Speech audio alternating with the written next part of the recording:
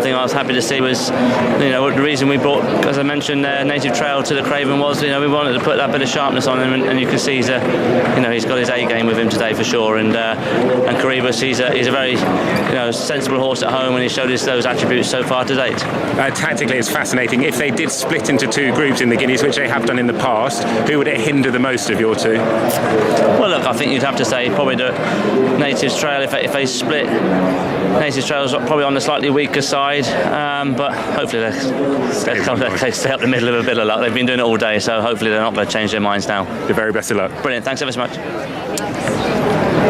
It's just going to be so interesting to see where they go. You can see Boundless Ocean there, second in line behind the favourite in the Mrs. Bolger colours, victorious last year. Interesting what Ken Pitterson said about Boundless Ocean.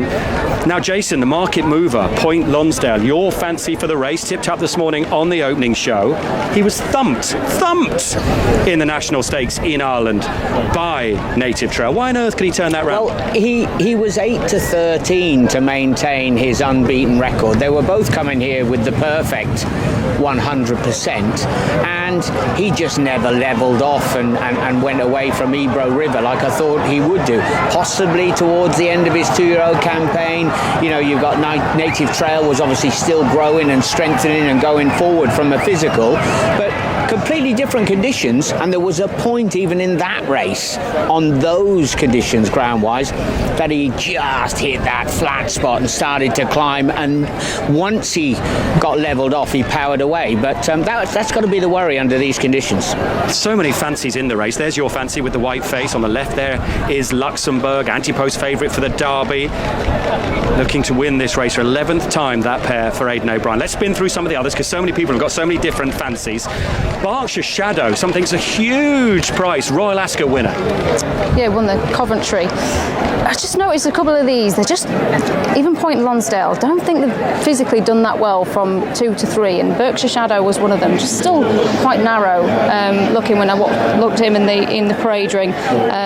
Obviously he's got a stay as well today, but there's plenty of stamina on his damn side of his pedigree, so it should be fine, but I wasn't taken with him in the parade ring. Check and challenge. Can he win in first time on turf? Wow, well, what a big win it would be. The Burradon win at Newcastle. He quickly came through, and I saw the chat with Danny Tudhope, his rider, afterwards, and he said, from the 2-pole, it was all over. A wonderful change of gear.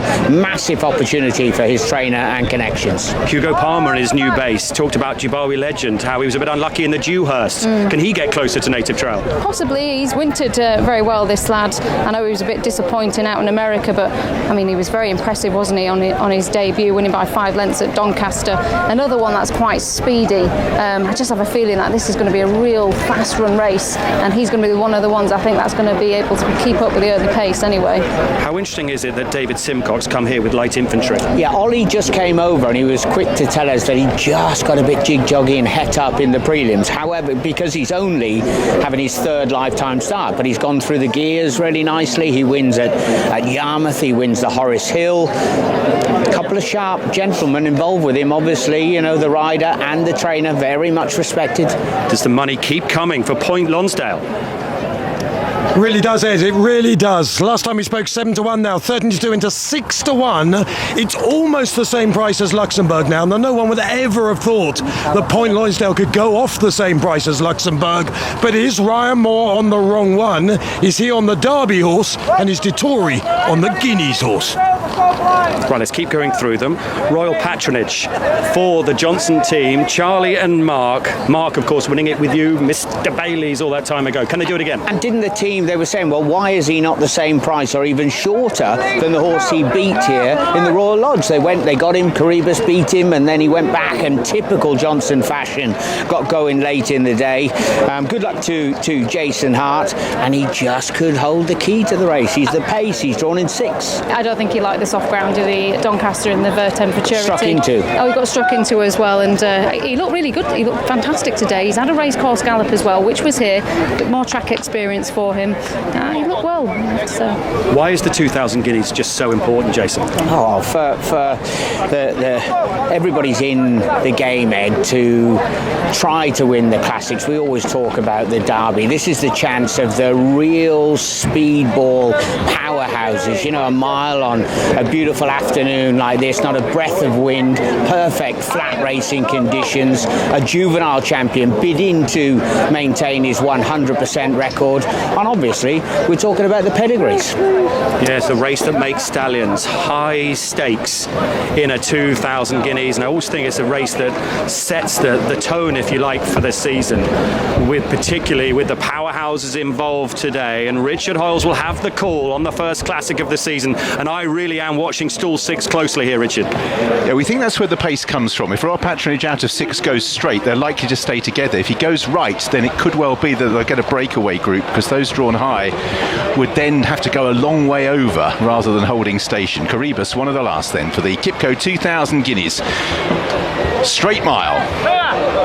Lusail almost getting out underneath the stalls there, and they're off and racing. Lusail wasn't standing well and was not caught in a great line. Royal Patronage does lead and does head up the centre, pursued by Berkshire Shadow and also Boundless Ocean in that far side group with Perfect Power, Corribus, and at the back of it the Wizard of Eye. Slight breakaway group, however, is emerging on the stand side with Point Lonsdale leading Dubawi Legend at Eden. On the extreme right is Native Trail, closest to us the All Blue ahead of Check and Challenge. Behind these light infantry, Lusail after that slow start. Luxembourg quite well back in that group. So Royal Patronage it is who leads the guineas by about a length and a half from on the far side Berkshire Shadow, Boundless Ocean and Perfect Power in the yellow. Point Lonsdale's white face leads the near side group with Dubawi Legend. Then Native Trail tracking those with Eden quite well placed. Corribus is over in that far side group in midfield just ahead of Luxembourg, who's just being pushed along. So still Royal Patronage holds sway. Point Lonsdale in second. Then in third Berkshire Shadow with Boundless Ocean. Eden improves. Dubawi Legend now. Native Trail begins to improve. On the right hand side Corribus still sitting quietly is Frankie Dettori. Point Lonsdale now putting it to Royal Patronage. Perfect Power trying to secure a path is held on the heels of Berkshire Shadow. Now Native Trail finds full stride. Corribus on the other flank as the Godolphin pair both improve in unison. Royal Patronage taken on by Native Trail. Corribus over on the far side. Point Lonsdale runs out of room. Corribus goes to the front in the guineas. Luxembourg on the far side. Native Trail trying to gather in Corribus, who has the lead on the run to the line. Corribus is seeing it out strongly from in second. Native Trail. A Godolphin 1-2. Charlie Appleby's great year continues. Corribus beat Native Trail and Luxembourg. The big guns right to the fore. Eden, Berkshire Shadow, Royal Patronage, then Boundless Ocean. Corribus for James Doyle and Charlie